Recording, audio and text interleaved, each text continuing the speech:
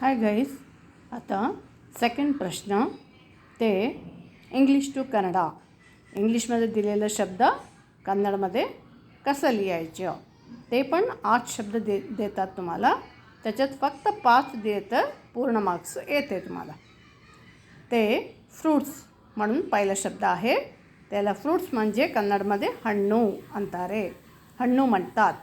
ॲनिमलला प्राणी म्हणतात. मीडियाला माध्यम म्हणतात. रिव्हरला नदी म्हणतात. टेम्पलला गुडी म्हणतात. हनी बीला जेनहुळा. इलेक्ट्रिसिटीला विद्युत. ब्लाइंडला कोरडा. एवढा 8 शब्दाला 8 कन्नडमध्ये लिहिलेलं आहे मी. तुम्ही त्याच्यात 5 परफेक्ट झाले तर इथंही 5 मार्क्स पूर्ण मिळते. असं होऊन पहिल्या पेपरमध्ये 5 + 10 मार्क्स मिळाले. So it's the good tip I feel. तुम्हाला आवडले तर लाईक आणि शेअर करा, पण इरेस्पेक्टिव्ह कमेंट्स बिलकुल घालू नका. तुम्हाला आवडलं लाईक करा, नाहीतर इग्नोर करा प्लीज.